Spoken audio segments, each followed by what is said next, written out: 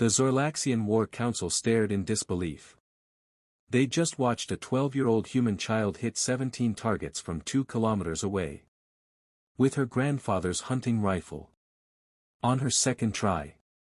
The alien generals demanded to know which elite military unit she belonged to. The human commander just smiled. She's a farm kid from Montana. Never touched a weapon until last week. This sounds impossible, right? How could an untrained child outshoot veteran alien snipers with decades of experience? The answer reveals something terrifying about humanity. Something the galaxy never saw coming. You see, when the Galactic Union asked Earth to provide military specialists, they expected a few hundred elite soldiers. What they got changed warfare forever. Because humans don't have snipers. They have a culture. In the next few minutes, I'll show you 3 things that will blow your mind. First, why aliens physically cannot do what human children do for fun. Second, the terrifying moment the galaxy realized humans had been holding back. And third, the single human tradition that ended a war no advanced civilization could win. But the truth behind this will shock you. Let me show you exactly how this happened. The year is 2247. Humans joined the Galactic Union only 15 years ago. We're the new kids. The weak ones. At least, that's what every species believed. See, the galaxy runs on a simple truth. Advanced civilizations use advanced weapons. Laser rifles with auto-targeting systems. Plasma cannons guided by AI. Neural-linked weaponry that reads your thoughts and fires. The Zorlaxians had ruled the Outer Rim for 3 centuries using exactly this technology. They were unstoppable. Until they invaded the Kepler colonies. The Union asked Earth for help. Every species sent their best. The Krell sent their sharpshooter caste, warriors bred for perfect vision. The Mantari sent their precision guard, soldiers with 4 arms and computer eyes. Aim assist. Earth's contribution. Ambassador Chen smiled and said, "We'll send volunteers." The alien commanders were confused. Volunteers? Not elite forces. Not your special operations units. Chen just nodded. You asked for snipers. We'll send people who can shoot. Plot twist. When the first human transport arrived, the Union representatives nearly sent them home. The passenger list included a retired schoolteacher from Texas. 3 deer hunters from Wisconsin. A competitive target shooter from Scotland. 2 ranch hands from Australia. A grandmother from Wyoming. And yes, that 12-year-old from Montana. Not a single active soldier in the group. The Krell commander laughed. You send us civilians. The human liaison officer, Captain Rodriguez, didn't laugh. You asked for people who don't miss. I brought you Americans, Brits, and Aussies who've been shooting since they could walk. Now here's where things get really interesting. The first trial began at dawn. Standard Union sniper qualification. Hit 10 targets at 1 kilometer. Every alien competitor had the latest technology. Auto-stabilizing platforms. Atmospheric calculators. AI targeting assistants. The humans? They brought their own rifles from home. The Krell sharpshooter went first. His 4 eyes locked onto the target. His weapon hummed, calculating wind speed and bullet drop. 10 shots.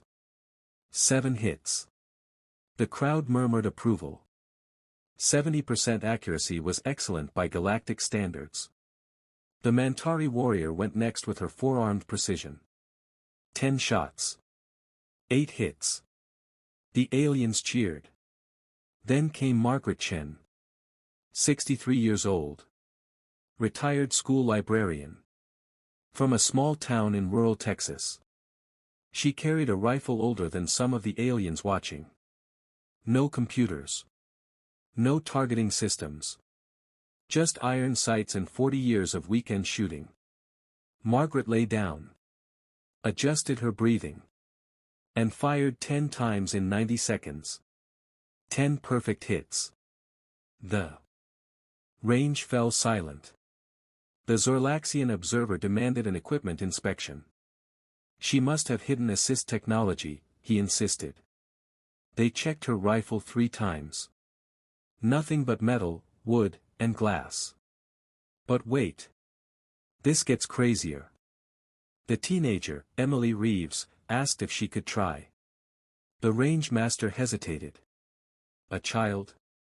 Emily explained she'd been shooting with her grandfather since age 6. Elk hunting was a family tradition every fall. She'd dropped a bull elk at 800 meters last season. 1 shot. They let her try. The human liaison officer whispered something to Emily. She nodded and smiled. Then she did something that made every alien in attendance step back. She asked them to move the targets to 2 kilometers. Double the distance. The Krell commander protested.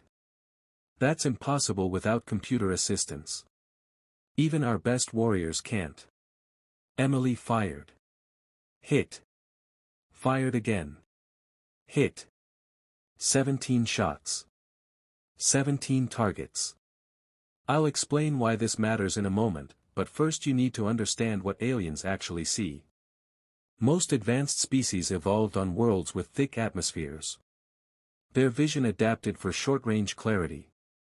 They see nearby objects perfectly. But distance? Their eyes literally cannot process details beyond 800 meters. Their biology won't allow it.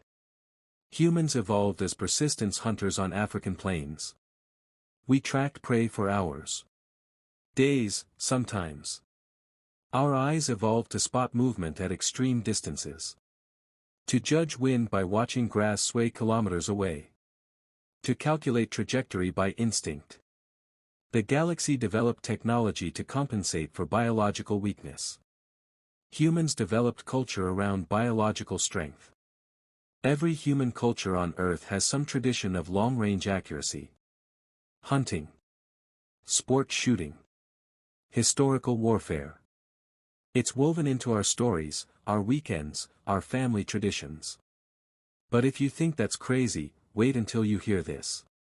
The Zorlaxian invasion fleet arrived at Kepler, 3 days later. 40 warships. 10,000 soldiers. All equipped with the finest weapons Union credits could buy. The defense force had 300 troops. 70 of them were these human volunteers. The Zorlaxian commander broadcast his terms. Surrender or be destroyed.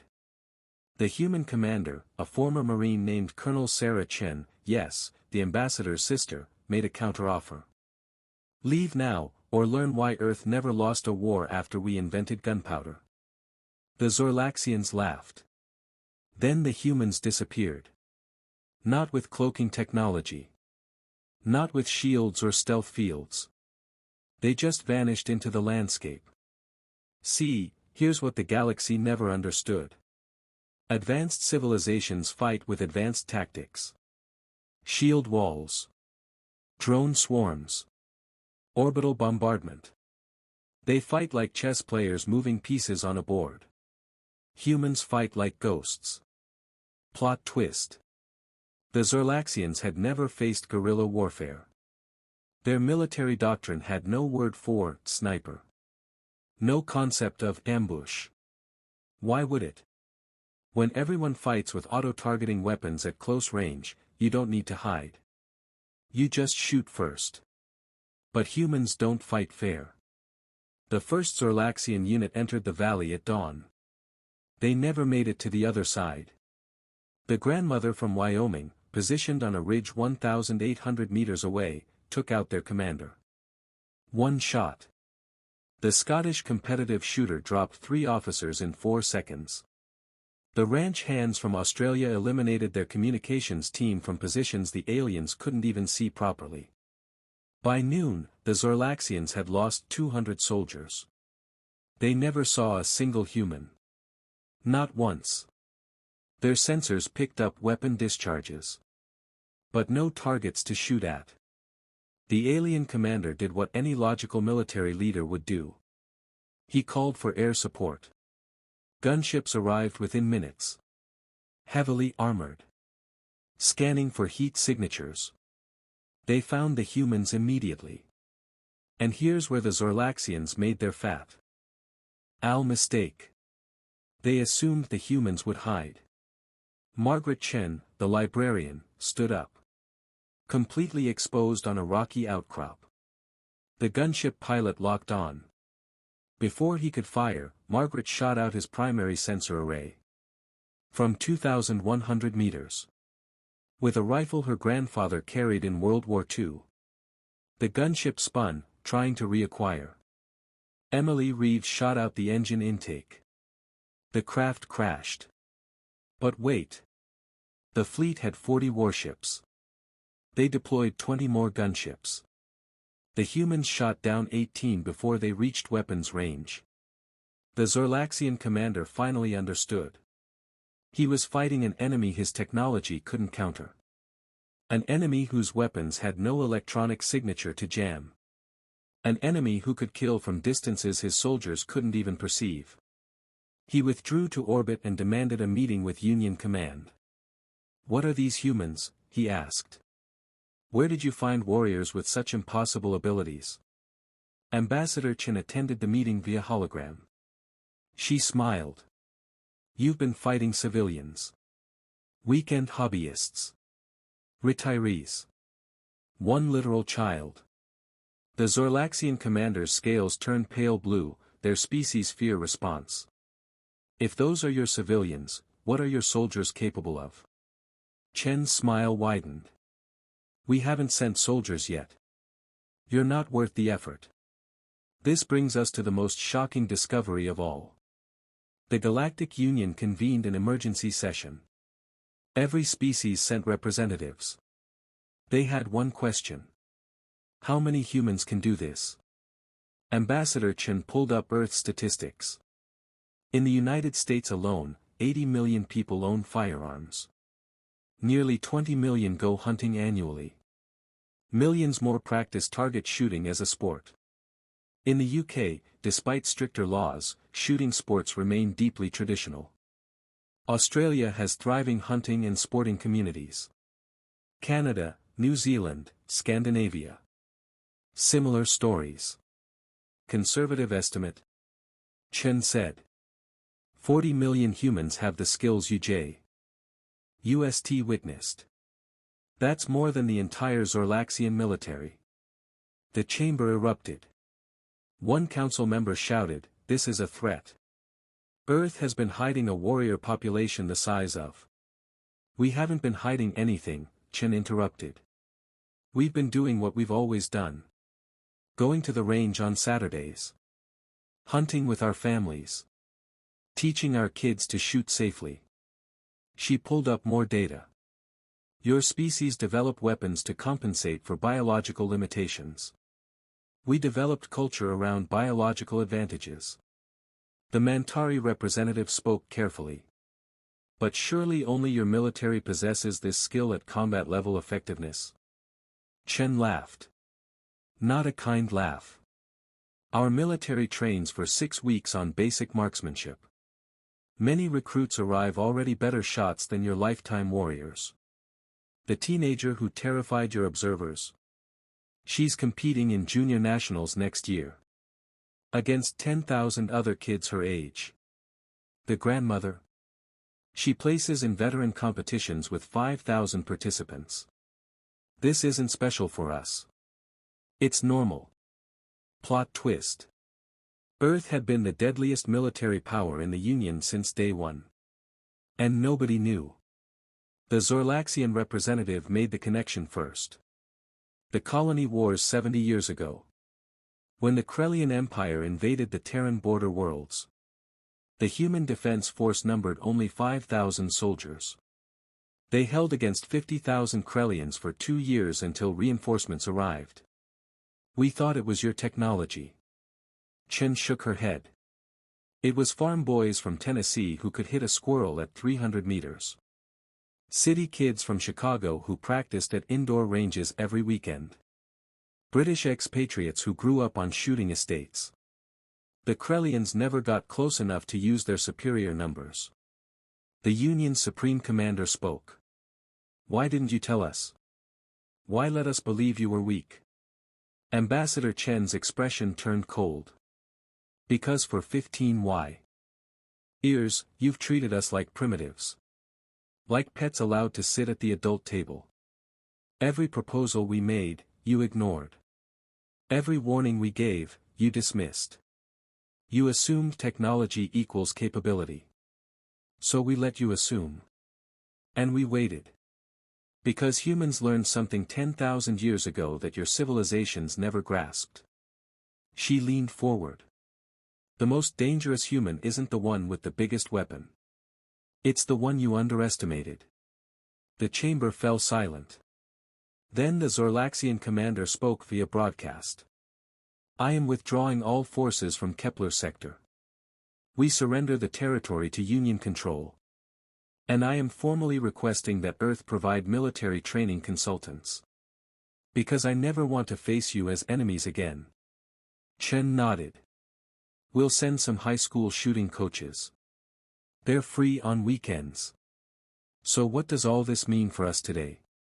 The aftermath changed everything.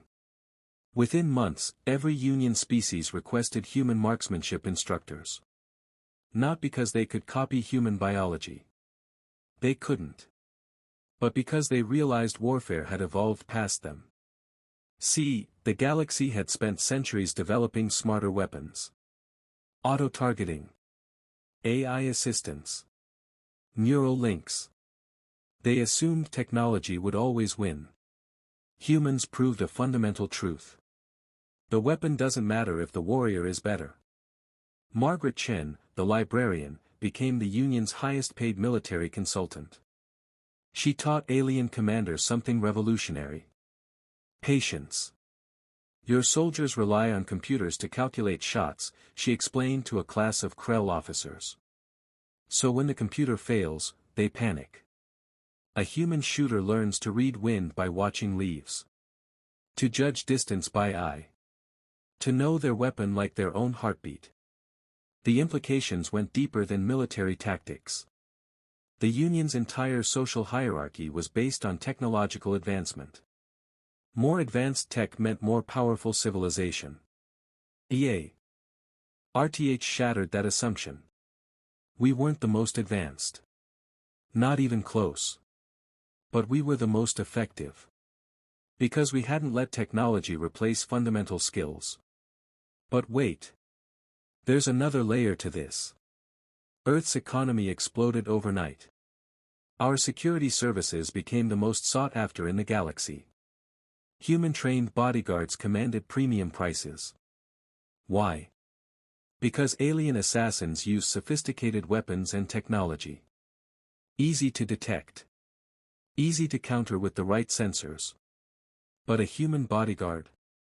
They could identify threats by behavior. Read body language. Spot dangers their alien employers couldn't even perceive. The teenage shooter, Emily, got scholarship offers from 20 Union military academies. She turned them all down. I'm going to study veterinary medicine, she said. Shooting is just what we do for fun back home. That statement terrified the galaxy more than anything. This wasn't their ultimate ability. This was their hobby. Human governments had to address concerns. The UN Secretary-General gave a landmark speech. Yes, our citizens possess extraordinary combat capabilities. But we are not conquerors. We are defenders. Every human child who learns to shoot also learns responsibility. Respect for life. Discipline. These skills come with a culture of restraint. The numbers back this up. Despite having the galaxy's largest warrior population, Earth had the lowest crime rates among Union worlds. Why? Because when everyone can be deadly, everyone learns respect. Mutual respect. The kind aliens never developed because they relied on authority and technology to keep order. Other changes rippled outward. Union military doctrine was rewritten. New focus on individual skill over automated systems. Training programs extended from weeks to months. Sports shooting became mandatory in alien military academies. The economic shift was massive.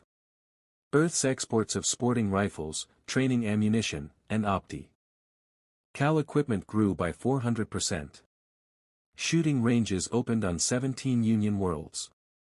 Alien tourists came to Earth specifically to visit American shooting ranges and Scottish shooting estates. Experience what made humans legendary, the advertisements said. But the biggest change? No one would dare invade a human colony again. Ever. The Zorlaxian War lasted 3 days. 3 days. And ended with the aggressors fleeing in terror from farmers and retirees. That story spread through the galaxy faster than light-speed communication. Before we wrap up, there's one final thing you need to know. 6 months after the Zorlaxian surrender, Ambassador Chen received a private message. From the Zorlaxian commander himself. He requested a secret meeting.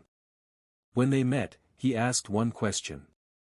Why did your soldiers spare so many of mine? Chen looked confused. What do you mean?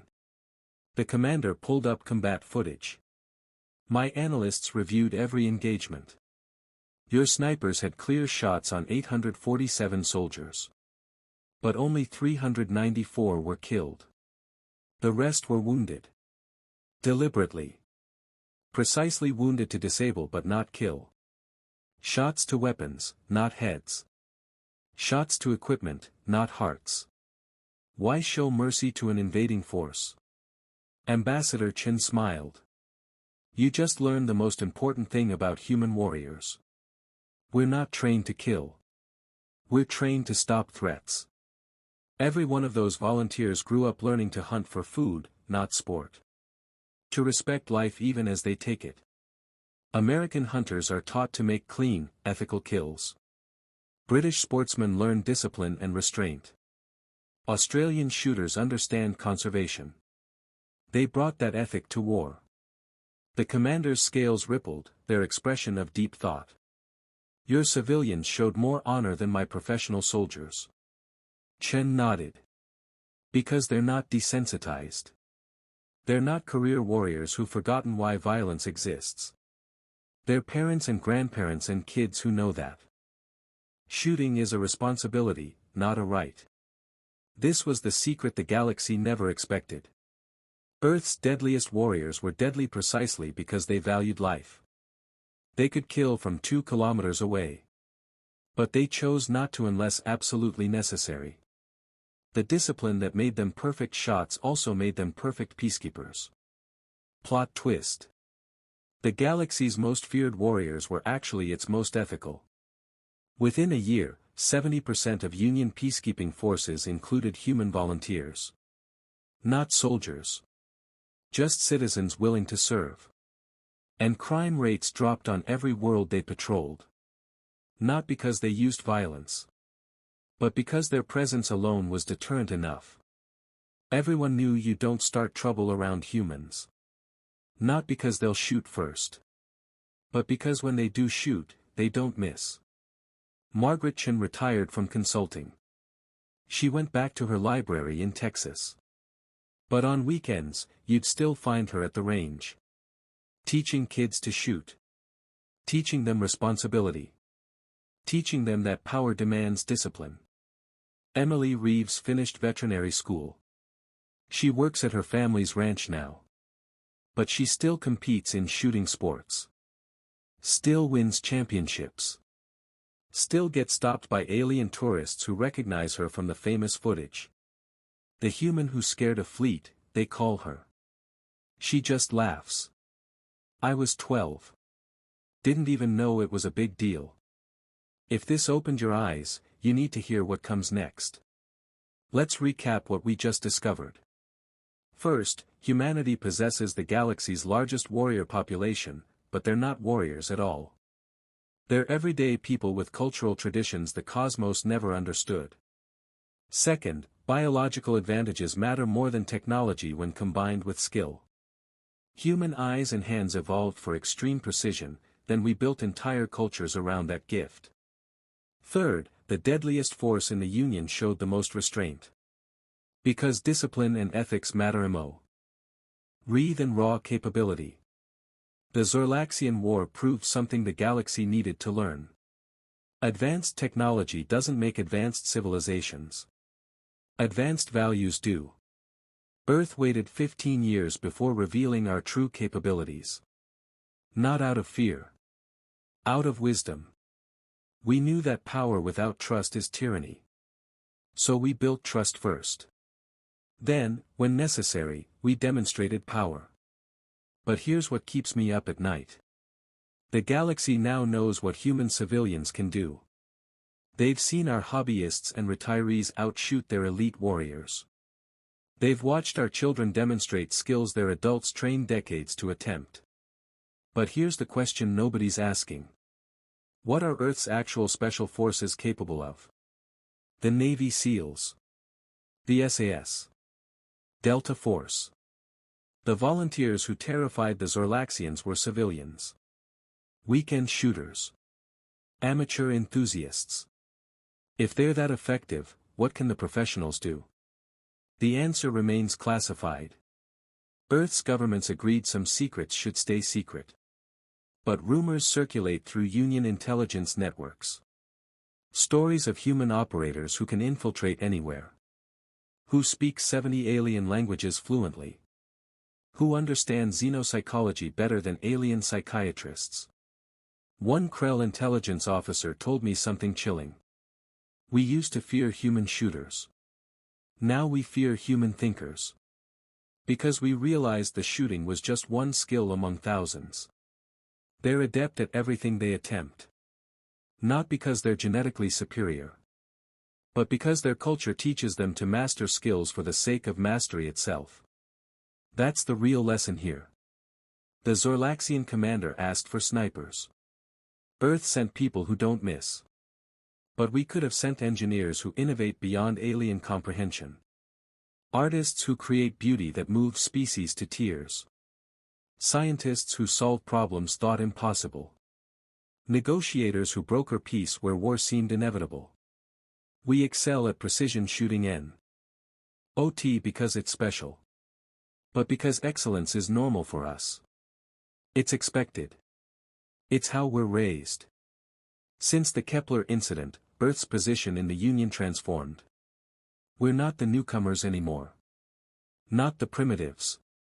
We're the power everyone wants as allies. The force nobody wants as enemies.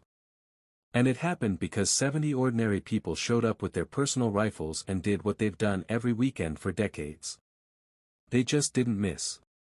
If this story opened your eyes to how human nature shapes galactic politics, hit that subscribe button. Because next week, I'm covering an even crazier story. The human who ended a 1,000-year war with a deck of cards. Yes, really. And it's going to blow your mind. Drop a comment and tell me what human skill do you think would surprise aliens most? Cooking? Music? Sarcasm? I read every comment and your ideas shape future episodes. And here's something special.